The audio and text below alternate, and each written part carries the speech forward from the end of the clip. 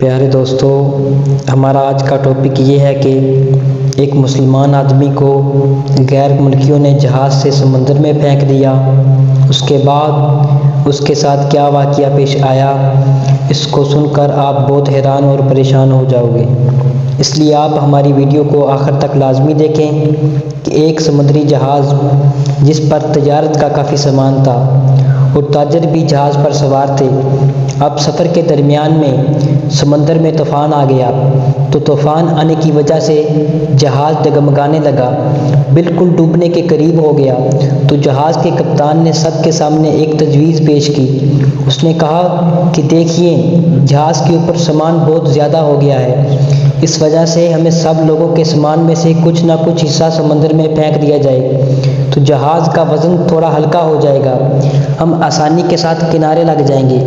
کیونکہ ہماری جانیں سامان سے زیادہ قیمتی ہیں۔ سب کے سب نے کپتان کی بات پر اتفاق کیا۔ سب نے کہا ایک جو سوداگر ہے، یعنی ایک جو تاجر زیر ہے، اور وہ بالکل نیا آیا ہے اور وہ کافی سامان اپنے ساتھ لے کر آیا ہے، اس کا سامان سارا سمندر میں پھینک دیا جائے تو اس سے ہم سب ڈوبنے سے بچ جائیں گے،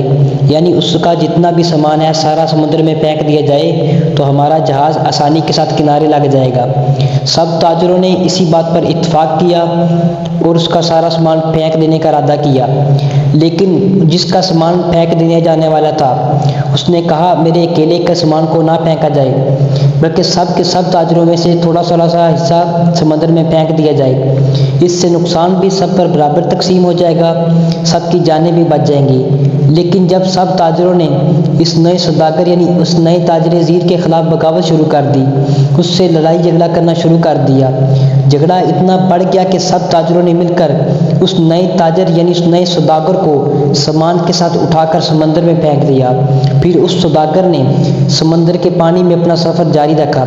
یعنی تاجر کو تو سمندر میں پھینک دیا گیا، اس کے سامان کو بھی سمندر میں پھینک دیا گیا۔ تاجر بہت دیر سمندر کی تیز لہروں کے ساتھ لڑتا رہا، لیکن آخر پانی کی تیز لہروں کی وجہ سے تھک ہار کر بے ہوش ہو گیا۔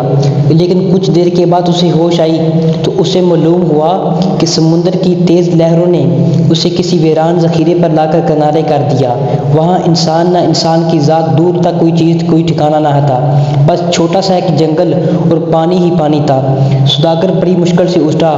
سانس لی، یہاں تک کہ وہ چل بھی نہیں پا رہا تھا۔ اس نے چلنے کی کوشش کی اور گھٹنے کے بل گرا،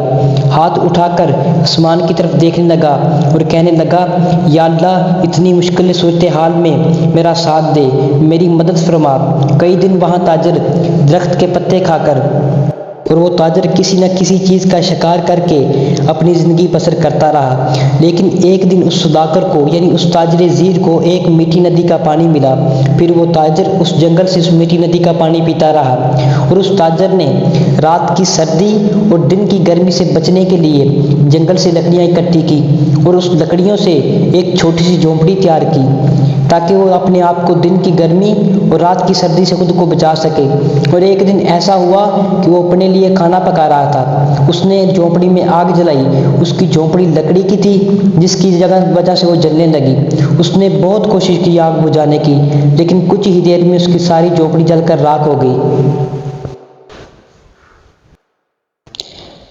وہ سوداگر مایوس ہو کر زمین پر بیٹھ گیا اور آسمان کی طرف دیکھ کر کہنے لگا یا اللہ، میرے ساتھ ہی کیوں ساری مصیبتیں اور آزمائشیں میرے ساتھ ہی کیوں؟ جیسا سب لوگ کسی نہ کسی مصیبت آنے پر کہتے ہیں کہ یا اللہ میرے ساتھ ہی کیوں، ایسا بھی اس تاجر نے بھی کہا یا اللہ، ایک تو مجھے غلط طریقے سے سمندر میں پھینک دیا، اب یہ چھوٹی سی جھونپڑی میں نے بنائی تھی یہ بھی جل کر راکھ ہو گئی ہے، یا اللہ اب میرے پاس کچھ نہیں بچا، میں اس جگہ پر اکیلا اور اجنبی ہوں، مجھ پر کوئی بھی،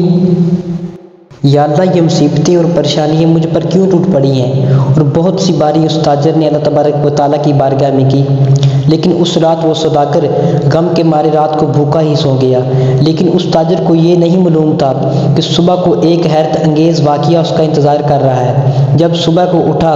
اس نے دیکھا کہ جزیرے کے قریب ایک جہاز آ رہا ہے، کچھ لوگ اس پر سوار ہیں اور وہ لوگ اس کی طرف دیکھ رہے ہیں۔ اس تاجر نے اس جہاز کو اپنی طرف آتے ہوئے دیکھا اور وہ بہت حیران ہوا، لیکن اس سے بھی زیادہ تو وہ خوش ہوا، کیونکہ اس کے لیے تو زندگی آ گئی تھی، اس کی جان جیسے بچ گئی تھی، اور وہ اس جہاز والوں نے اس کو اپنی طرف اشارہ کیا اور وہ جلدی سے اس جہاز پر سوار ہو گیا۔ تب اس سوداگر کو یقین نہیں آ رہا تھا، خوشی کی شدت کی وجہ سے، کہ اس انجان جگہ پر کوئی یقین نہیں کر رہا تھا کہ آخر میرے پاس یہ لوگ کیسے آئے، میرے ٹھکانے کا پتہ انہیں کیسے معلوم ہوا۔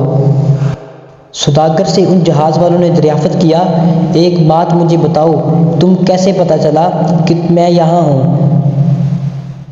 یہ تو بالکل انجان اور اجنبی جگہ ہے۔ اس سوداگر نے ان تمام سوالوں کو سن کر جہاز والوں نے جواب دیا، ہم نے یہاں پر سے دور سے دھواں اٹھتا ہوا دیکھا تو ہمیں ایسا لگا کہ کوئی شخص ہمیں مدد کے لیے پکار رہا ہے، کیونکہ سمندر میں جب بھی کوئی مصیبت کے لیے مدد چاہتا ہے، جب بھی کوئی مصیبت میں پھنستا ہے تو اسی طرح سے اشارے کرتا ہے۔ ہمیں ایسا لگا کہ کسی نے یہاں پر آگ جلائی ہے اور دھوئیں کے ذریعے وہ ہمیں مدد کے لیے پکار رہا ہے، ہم تم کو دیکھنے کے لیے یہاں پر آئے۔ یہ سن کر وہ بڑا خوش ہوا اور جہاز والوں کو شکریہ ادا کرنے لگا۔ اس نے اپنی کہانی سنائی، بلکہ ان لوگوں نے سارا واقعہ سنایا۔ پوچھا تمہارے ساتھ کیا واقعہ پیش آیا؟ اس نے بتایا کہ اس طرح سوداگروں نے مجھے اٹھا کر میرے سامان کے ساتھ مجھے سمندر میں پھینک دیا، اس کا سامان بھی پھینک دیا۔ جہاز والوں نے کہا